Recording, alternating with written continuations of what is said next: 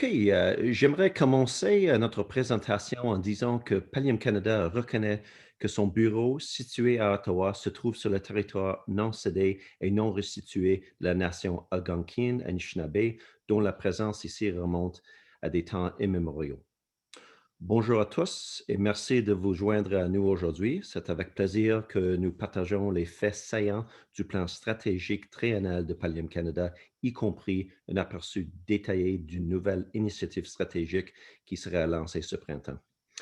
Au nom de mes collègues qui se présentent aujourd'hui, nous aimerions commencer par vous demander tous d'accepter nos excuses pour nos faibles capacités à parler en français. Nous apprécions l'opportunité de partager nos travaux en français, alors veuillez nous pardonner par avance. Je m'appelle Jeff Mote, je suis le président directeur général du Pallium Canada. Je suis accompagné de notre responsable scientifique, le docteur José Pereira, et notre vice-présidente des opérations, John Faulkner. En ce qui concerne les aspects administratifs, vos microphones ont été coupés, mais cela ne signifie pas que nous ne voulons pas vous entendre. Même si notre programme est complet, nous vous encourageons à faire des commentaires tout au long de la présentation dans la case questions-réponses qui se trouve au bas de votre écran. N'hésitez pas à taper vos questions ou vos commentaires à n'importe quel moment et nous vous répondrons. Un document de questions et réponses sera distribué à titre de suivi à toutes les personnes inscrites après le webinaire. Pour la partie plan stratégique de la séance d'aujourd'hui, nous vous présenterons un aperçu des débuts de Pallium.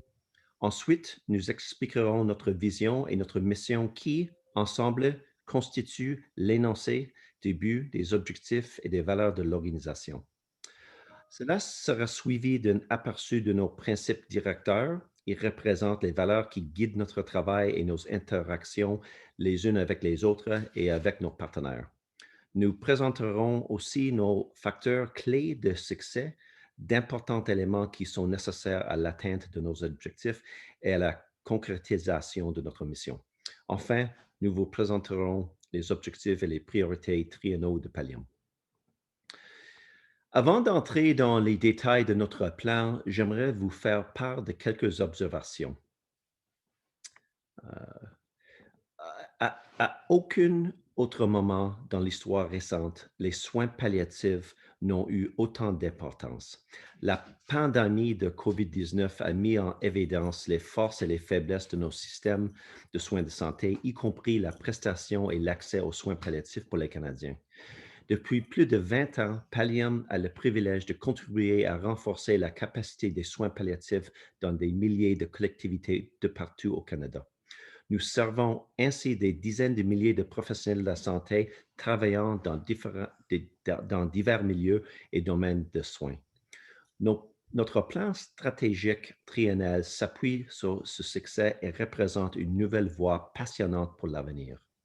Notre approche du transfert des connaissances a évolué à mesure que notre organisation s'adaptait pour répondre aux besoins croissants de ce que nous servons. Bien que notre objectif de soutenir les professionnels de la santé, les organisations et les collectivités demeure inchangé, notre démarche visant à diffuser et à étendre l'approche palliative prend désormais une nouvelle direction passionnante. Tout d'abord, nous croyons fermement au concept de l'apprentissage tout au long de la vie et à l'accompagnement des apprenants depuis le début de leurs études et tout au long de leur carrière professionnelle. Pour fournir un tel soutien, nous devons aller au-delà d'une simple offre de formation. Nous devons en effet devenir un partenaire éducatif de confiance. Il nous faut accompagner les prestataires de soins de santé et veiller à ce qu'ils soient dotés des connaissances et de l'information dont ils ont besoin pour fonctionner au mieux et garantir que les patients et les familles reçoivent des soins palliatifs plus efficaces plus tôt. Le contenu que nous élaborons et administrons doit répondre aux permanences, aux besoins et constantes évolutions de nos apprenants et des systèmes de santé dans lesquels ils exercent. Il doit être centré sur l'apprenant, s'aligner sur les compétences provinciales, territoriales ou nationales, tirer partir des nouvelles technologies, être flexible dans sa prestation et être présenté de multiples façons pour accroître son accessibilité et favoriser son adoption. Cette vision nous oblige à penser au-delà des limites d'une classe ou d'un cours en ligne. Nous continuerons d'adopter de nouvelles approches comme les adaptations de cours ciblés, l'apprentissage jusqu'à temps et la micro-certification pour n'en nommer quelques-unes. En plus, élaborer le contenu accrédité fondé sur des données probantes qui figurent au cours de la proposition de valeur de Pallium, nous devons élargir notre portée pour mieux aider les apprenants à mettre en pratique les connaissances acquises et adopter une approche d'amélioration de la qualité dans le cadre de leur travail. Notre leadership éclairé se poursuivra grâce à un programme de recherche audacieux qui mesurera et démontrera en partie l'impact de notre travail au niveau des systèmes. Ce plan constitue la feuille de route vers notre destination ultime, soit la mise en place d'un environnement où tous les systèmes de santé, organisations et collectivités soutiennent l'approche palliative en s'assurant que tous les fournisseurs de soins acquièrent les compétences et les connaissances nécessaires pour que les patients et les familles reçoivent les meilleurs soins possibles. Si nous y parvenons, ce plan a le potentiel de servir de modèle d'excellence pour d'autres secteurs de soins de santé. Je vous demande humblement de vous joindre à nous à titre de partenaire pour concrétiser cette vision et nous aider à élargir notre mandat afin de servir plus de professionnels de la santé, d'organisations et de collectivités. Après tout, les soins palliatifs sont l'affaire de tous. Je crois que pour s'engager sur une nouvelle voie audacieuse, il faut savoir tirer des leçons du passé. Alors, je vais maintenant céder la parole à José qui nous éclairera sur les modestes débuts de Pallium. José. Merci beaucoup, Jeff. Je m'excuse pour mon français, mais je ferai de mon mieux. Merci beaucoup pour votre patience. Mais voici l'histoire de genèse du Pallium et plus particulièrement le passion qui a inspiré l'organisation à travers toutes les années. Cette histoire est toujours un phare important pour nous qui éclaire toutes nos activités. Et ces 20 dernières années, nous avons su poursuivre notre mission et notre vision qui sont plus importants que jamais, comme Jeff l'a mentionné. Au milieu des années 90, je travaillais comme un médecin de famille dans une petite municipalité rurale du Manitoba, le sud de Manitoba. Je n'avais jamais reçu de formation en soins palliatifs. Je ne connaissais pas vraiment le terme soins palliatifs. Je ne le comprenais pas non plus. Un jour, un patient est venu me voir. Il s'appelle Georges. Georges était un homme dans le cinquantaine. Il avait reçu un diagnostic de cancer colorectal métastatique et malheureusement, la maladie avait progressé malgré les traitements.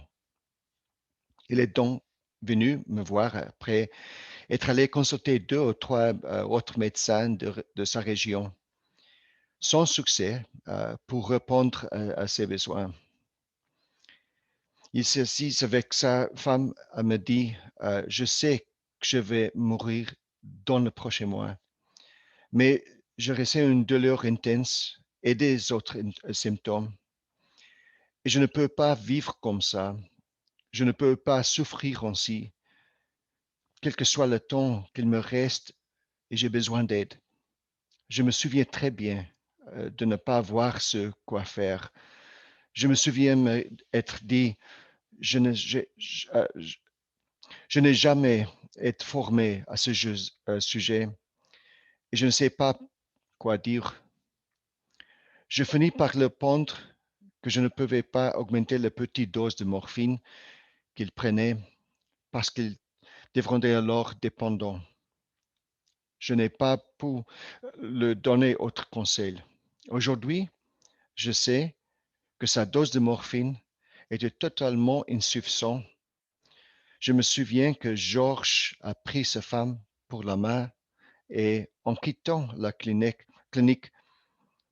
ils étaient retenus pour me dire, j'espère qu'un jour, un médecin comme vous pourra mieux prendre soin des gens comme moi.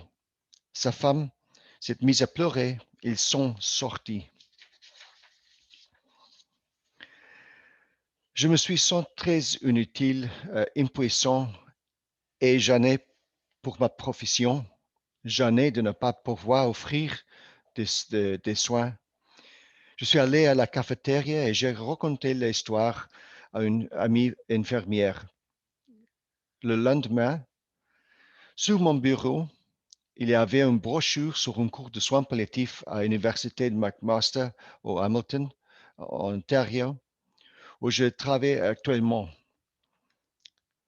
Je n'ai trouvé aucun autre cours, ni aucun type de formation près de chez moi. Alors je me suis envolé pour l'Ontario, comme j'ai dit, pour suivre le cours. Ce que j'ai appris, c'est qu'avec un peu de formation, nous pouvons avoir un effet décisif. Quand je suis rentré, j'ai demandé à Georges de me donner une autre chance. Et il a dit oui. Cette formation est un effet décisif au cours des 3 derniers mois de la vie de Georges. Voilà l'histoire qui a inspiré la création de Pallium. Comment pouvons-nous aider des gens comme Georges? Comment pouvons-nous atteindre et former tous les professionnels de la santé afin qu'ils aient des compétences fondamentales de base qui améliorent les conditions de vie de ces personnes à un moment très difficile. Donc, c'est ce qui nous inspire et Georges est toujours avec nous d'une certaine manière. Prochaine diapo. Merci. Notre vision, c'est que la variation de soins palliatifs au Canada est le faire de tous et que chacun a un rôle à jouer. Notre mission consiste à doter tous les professionnels de la santé et tous les collectifs des connaissances et des outils nécessaires pour fournir des soins palliatifs, au moins les soins palliatifs, l'approche des soins palliatifs à tous les Canadiens. La partie communautaire est importante aussi, car c'est l'affaire de tous et pas seulement la responsabilité des professionnels de la santé. John? Merci, José. Avant d'entrer dans les détails de notre plan stratégique, j'aimerais expliquer certains des éléments fondamentaux qui appuieront notre travail au cours des prochaines années. Nos principes directeurs représentent les valeurs et les comportements que le personnel et les dirigeants de Pallium acceptent d'adopter dans leur travail. Comme Jeff l'a mentionné précédemment, Pallium s'est engagé à être un catalyseur de changement pour améliorer les soins palliatifs pour tous les Canadiens et nos reconnaissances que nous ne faisons pas ce travail seul. Les partenaires et collaborateurs sont essentiels à notre travail, y compris nos fournisseurs, nos animateurs, nos développeurs de contenu et de nombreux partenaires stratégiques partout au Canada. Au cours de la dernière année, nous avons constaté l'importance d'être flexible et réactif pour répondre aux besoins changeants de la collectivité pendant la pandémie. C'est un principe fondamental de notre organisation que nous continuerons à appliquer à l'avenir. Et nous continuerons, bien entendu, d'être responsables et transparents dans nos activités et dans nos rapports. Tous ces principes reposent sur la force de notre culture organisationnelle. Nous avons été renversés cette année par le travail incroyable de notre équipe ici chez Pallium. Les employés se sont adaptés et ont répondu aux demandes en constante évolution pendant la pandémie. Nous nous engageons à renforcer et à soutenir intentionnellement et proactivement cette solide culture organisationnelle.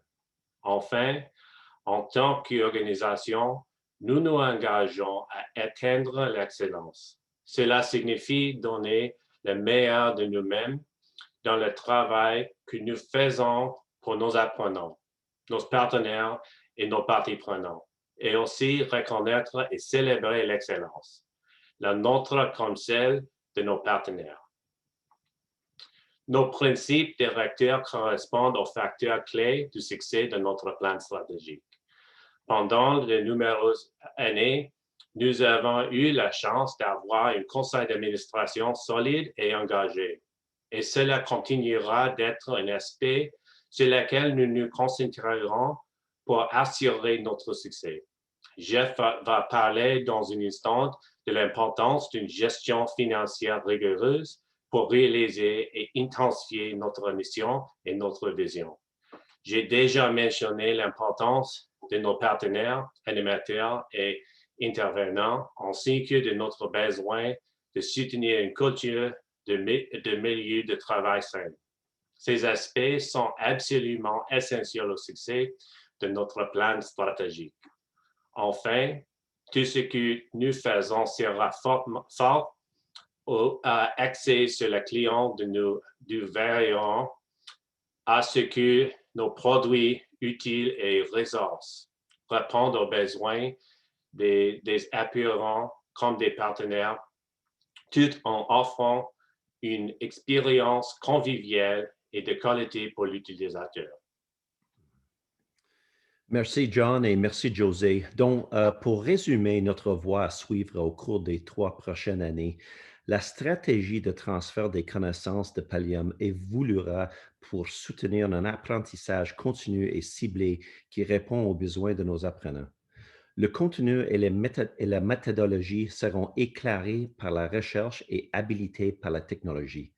L'objectif est d'appliquer et d'étendre l'approche palliative et de devenir un modèle reconnu pour le renforcement des soins de santé et des capacités communautaires au Canada et à l'étranger.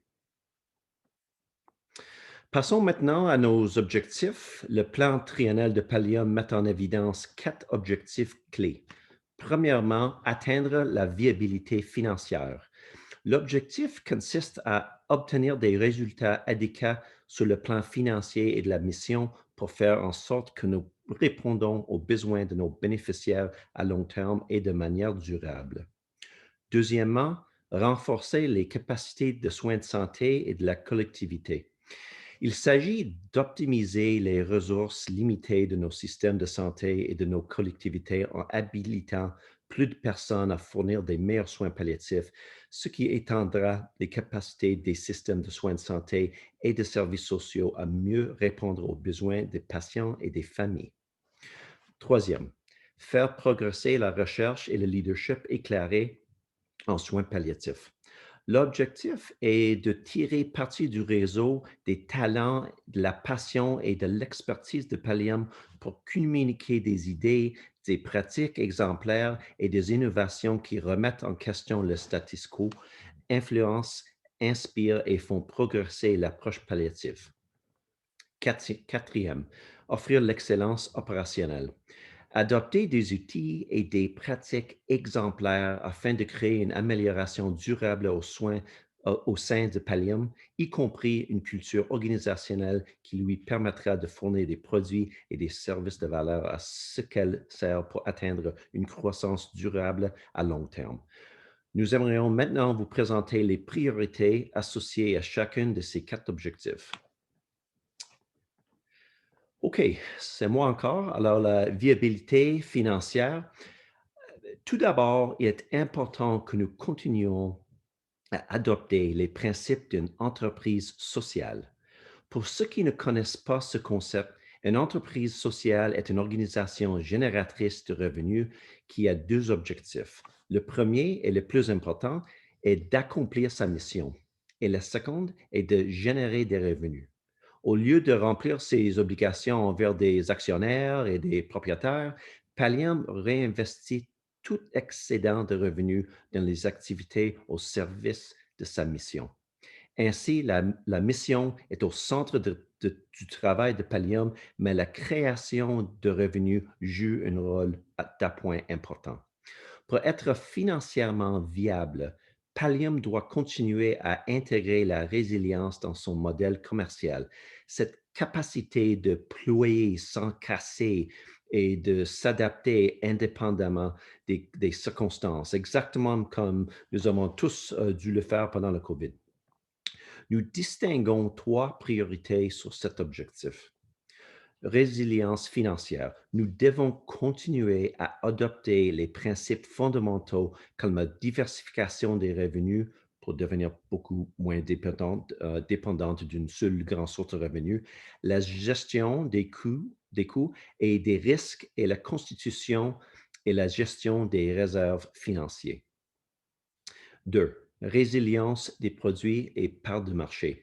C'est de connaître nos clients et nos marchés, cultiver des relations solides, créer des solides boucles de rétroaction et de multiples points de données fiables pour éclairer les décisions relatives aux produits et au marché. La priorité 1.3 dérive essentiellement de la priorité 1.1, mais nous l'avons fait ressortir étant donné le rôle de plus en plus important qui jouent nos partenaires financiers en soutenant nos travaux et en contribuant à notre viabilité. Le troisième volet de ce triplé, qui n'est pas sur cette diapositive, mais qui serait couvert par John dans un instant, c'est la résilience de l'équipe, la nécessité d'investir dans le recrutement, de communiquer des attentes claires, de mesurer le rendement, de responsabiliser et de reconnaître le travail effectué. Je cède maintenant la parole à John pour parler de notre deuxième objectif. John. Merci, Jeff. L'objectif stratégique numéro 2 est axé sur la poursuite et la croissance de nos efforts de renforce des capacités en matière de soins palliatifs, tant dans le système de soins de santé qu'ancien des collectivités.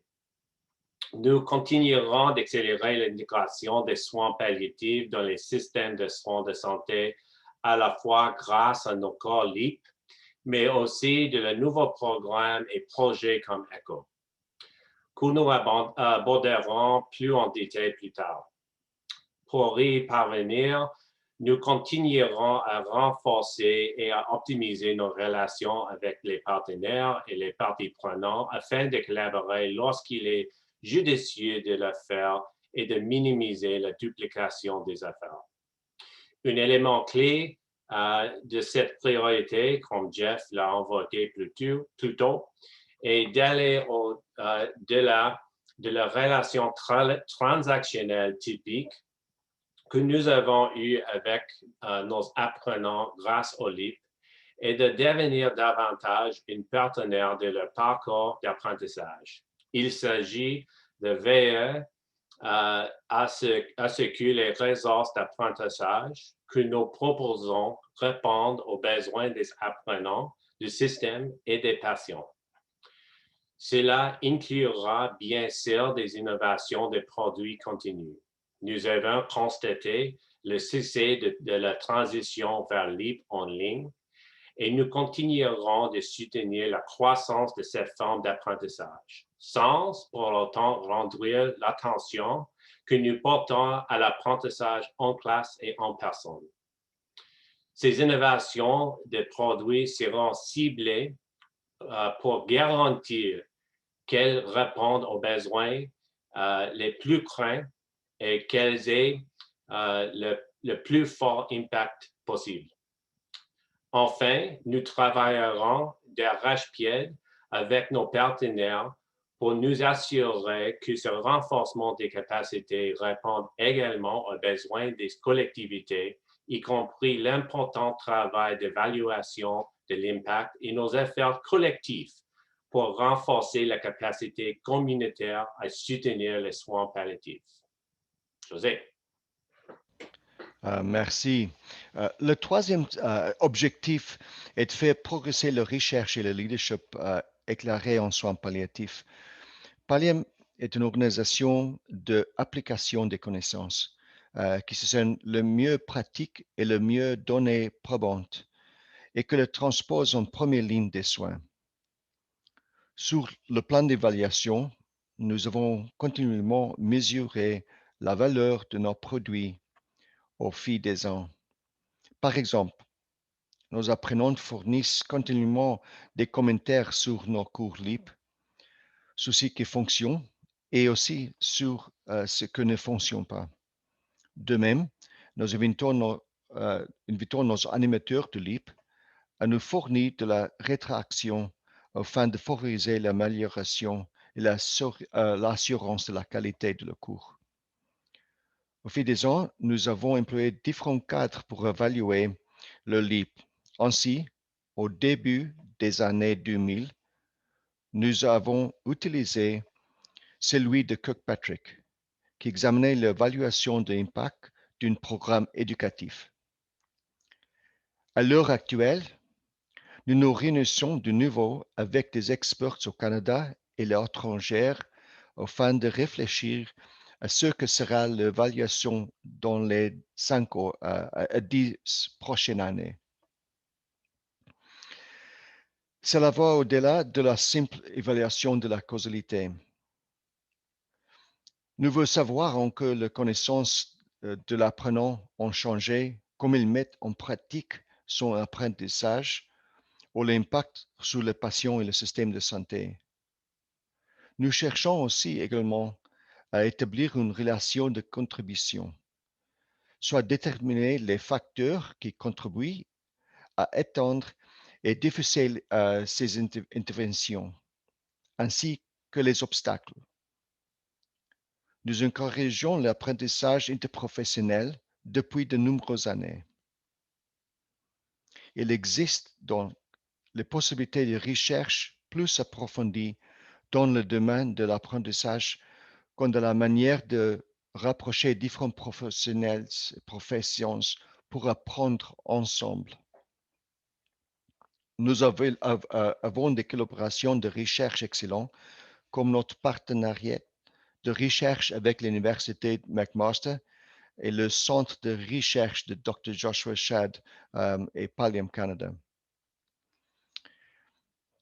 En ce qui concerne nos priorités liées à ces objectifs stratégiques, nous voulons nous assurer que la recherche et évaluation demeureront une source d'influence pour faire progresser la formation en soins palliatifs et la rendre encore plus efficace.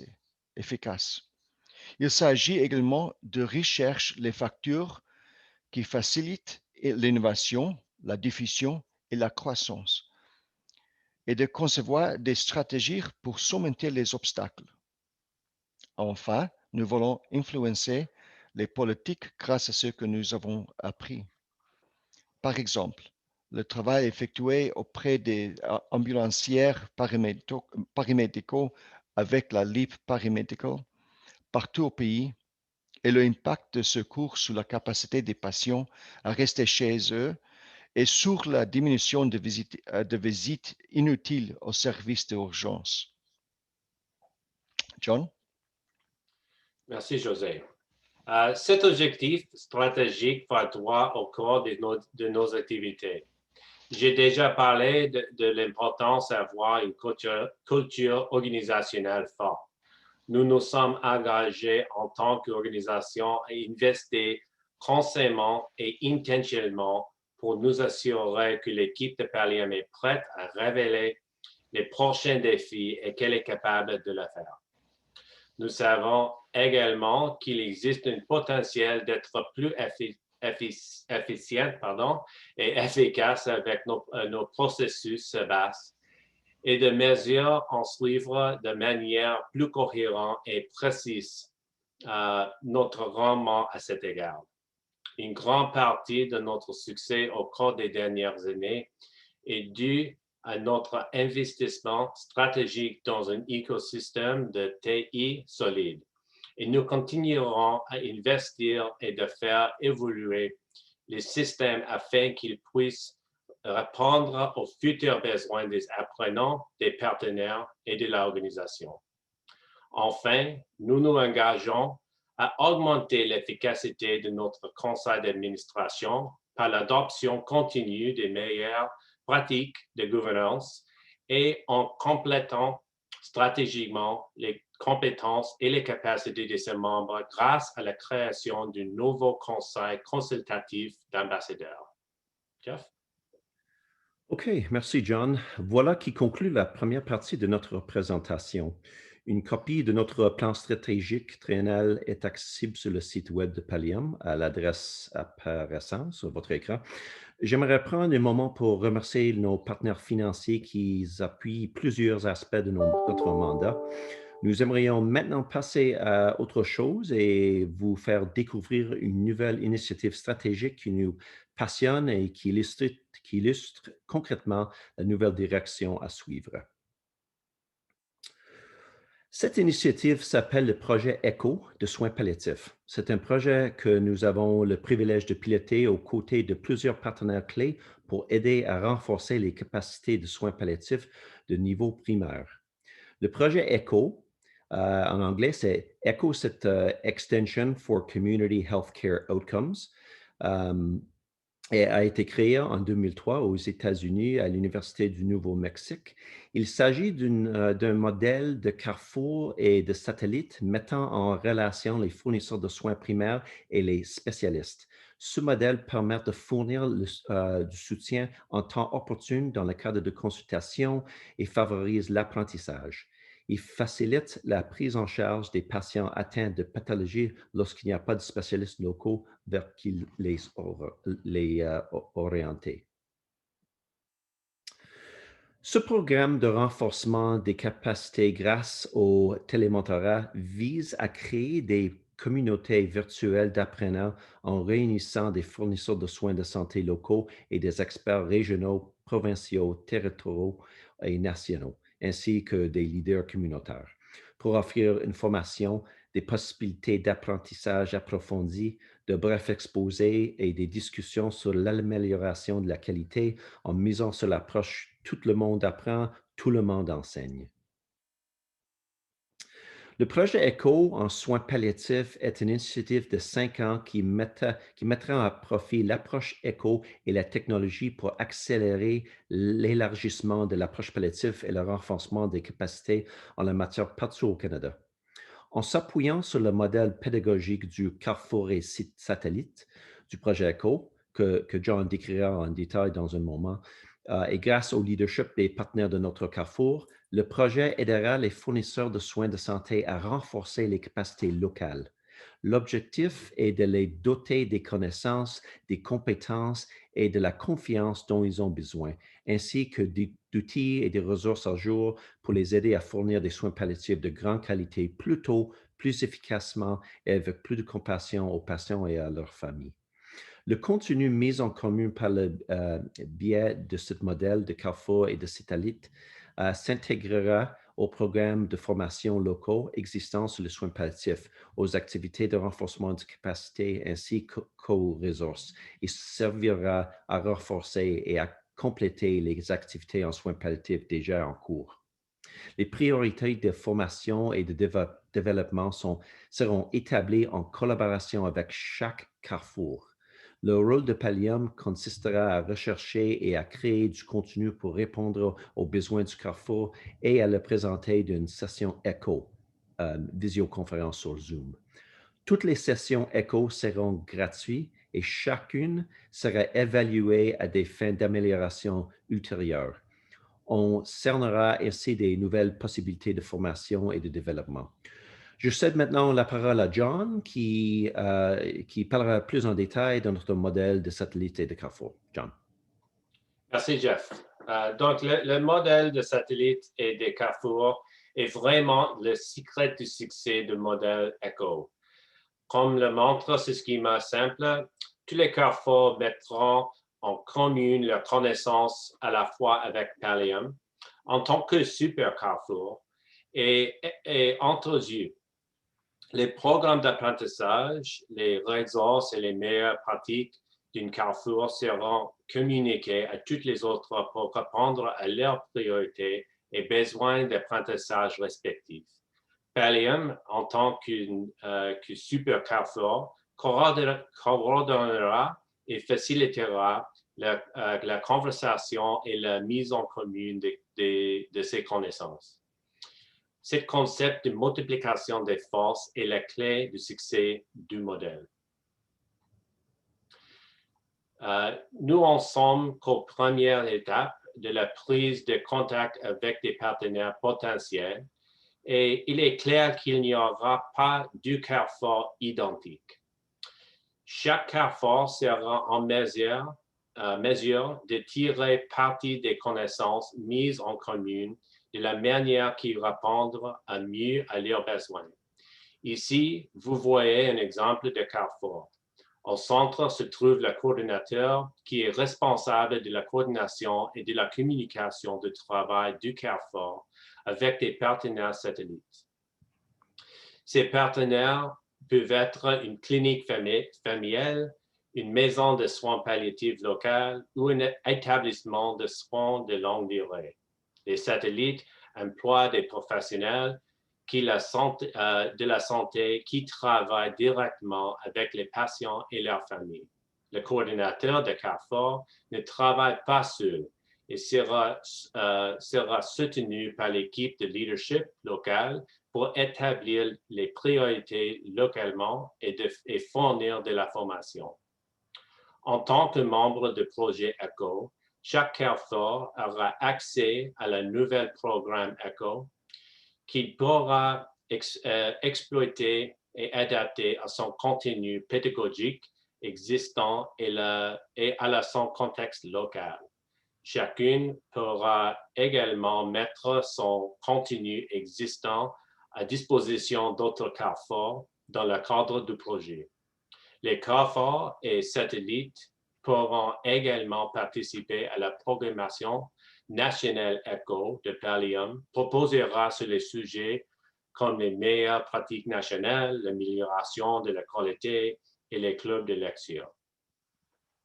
C'est un modèle qui a fait ses preuves dans le monde entier.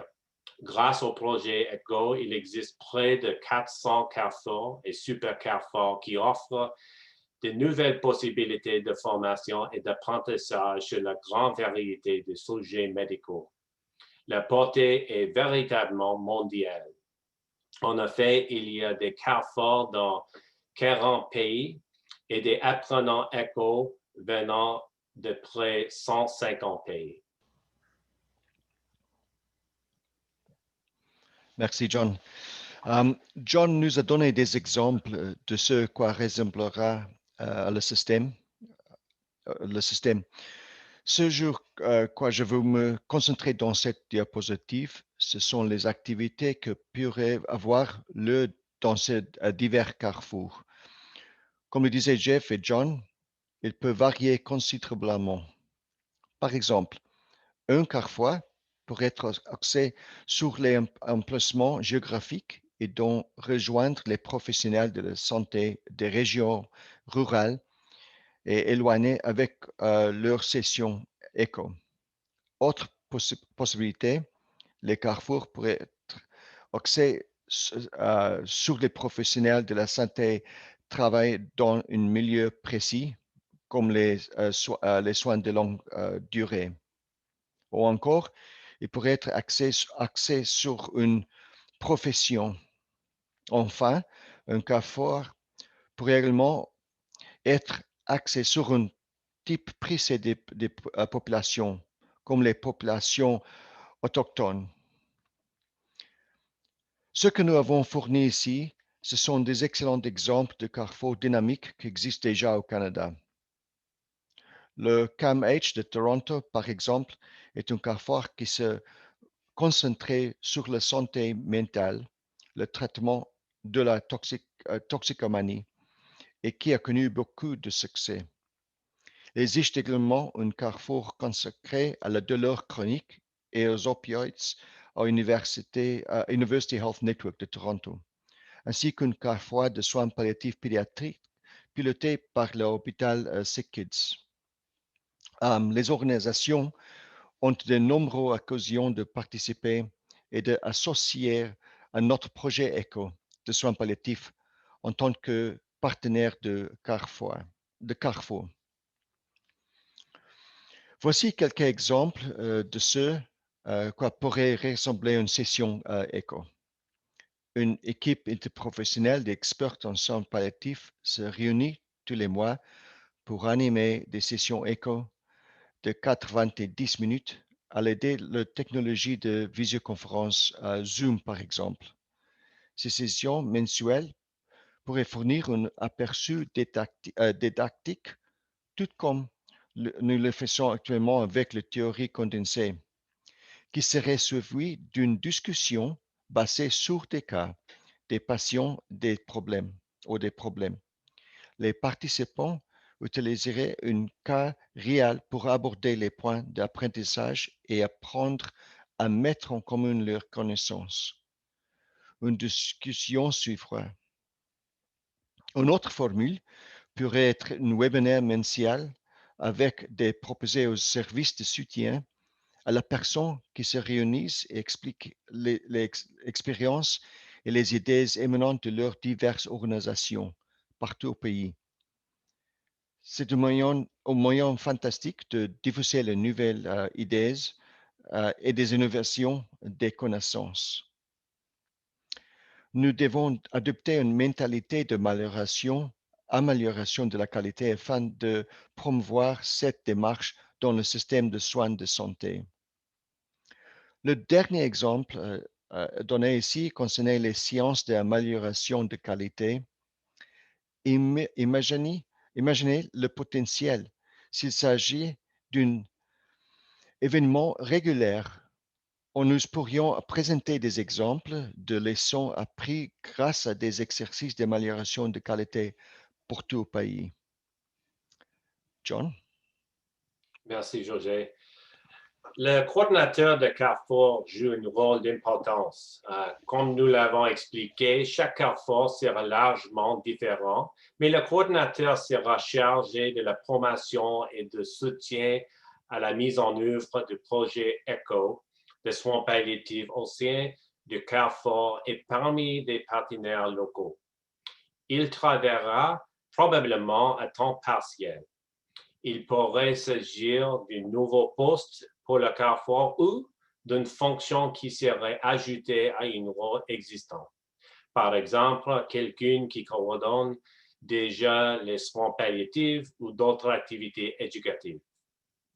Enfin, nous sommes heureux d'annoncer que Pallium dépose un financement pour couvrir une partie du salaire pour ce rôle avec nos partenaires du Carrefour. Jeff? Merci, John. Comme vous l'avez probablement compris maintenant, le rôle de Pallium s'apparente à celui d'un chef d'orchestre. En plus d'être le chef de file de cette initiative, nous travaillons en étroite collaboration avec nos partenaires des Carrefour. Nous analysons les besoins avec chacun d'eux. Nous organisons des réunions d'étapes régulières pour nous assurer qu'ils sont sur la bonne voie et en ce qui concerne les livrables du projet. De plus, nous jouons un rôle de coach et nous les mettons également en contact avec d'autres partenaires du Carrefour pour soutenir l'échange des connaissances. Nous nous chargerons d'organiser le contenu et dans certains cas, nous en créerons de nouveaux. Nous piloterons toutes les sessions nationales d'ECHO, soutiendrons l'ensemble du projet sur les plans de TI, en mènerons l'évaluation de l'impact dont José va maintenant nous parler. José. OK, alors, dans la première partie de la présentation aujourd'hui, j'ai mentionné notre plan de cadre d'évaluation et notre plan de recherche. Ce sont des aspects qui se rattachent également à cette diapositive. Nous voulons nous assurer que nous avons le bon cadre d'évaluation pour comprendre le projet ECHO des soins palliatifs, à la fois en ce que a trait la relation de causalité et à la relation de contribution. Au niveau micro, chaque session ECHO sera évaluée et au niveau macro, nous travaillerons avec les carrefours pour évaluer les incidences, la diffusion et l'application de l'approche palliative dans les différents carrefours. Notre écosystème et notre infrastructure de technologie informatique nous permettent de créer facilement des rapports et des tableaux de bord. Nous voulons savoir comment le projet ECHO de soins palliatifs performe à partir de ces différents angles et nous espérons collaborer avec des collègues de partout au pays pour réaliser ces évaluations. Merci, Jeff. OK, merci, José. Nous pensons qu'ensemble, nous pouvons atteindre les résultats suivants grâce à cette initiative. 1. Une base élargie de fournisseurs de soins de santé dans toutes les professions, milieux de soins et zones géographiques qui intègrent l'approche palliative dans leur pratique pour fournir des soins palliatifs plus rapidement. 2. Un plus grand réseau de fournisseurs de soins de santé qui participent au développement et à l'échange des connaissances et qui diffusent des outils, des ressources liées à la fourniture d'une approche palliative à leurs patients. 3. Des possibilités accrues pour les professionnels de la santé d'accéder à un apprentissage virtuel de soins palliatifs de niveau spécialisé et à un soutien clinique en temps opportun en fonction des besoins. 4. Augmentation du nombre d'équipes de soins palliatifs de niveau spécialisé dotées de la technologie et des compétences leur permettant de fournir un soutien clinique et pédagogique virtuel approprié aux professionnels de la santé de leur région. 5. Accroissement du nombre de fournisseurs de soins palliatifs dotés des compétences et en amélioration de la qualité, en bénéficiant du soutien requis pour entreprendre des activités d'ACU dans leur lieu de travail et leur région. Et voilà qui conclut notre propos. Comme je l'ai mentionné plus tôt, vous pouvez visiter le site web de Pallium à pallium.ca et cliquer sur l'onglet à propos sur l'entête plan stratégique pour télécharger notre plan triennal. Si vous souhaitez faire partie de la liste de diffusion du projet ECHO de soins palliatifs, veuillez visiter ECHO Palliatif, c'est ECHOPALLIATIF.com. Et merci encore de vous être joints à nous aujourd'hui et nous espérons sincèrement que vous avez trouvé le tout instructif. Bonne journée. Et je ne pense pas qu'il y a des questions ou des commentaires à répondre. Stéphanie, est-ce qu'il y en a des questions, des commentaires? Je ne vois pas. On n'a rien dans le clavardage ou dans le QR. OK, merci. Bon, on va laisser ça. Alors, je vous remercie encore et passez une très belle journée. Merci à tous. Merci beaucoup. Merci beaucoup.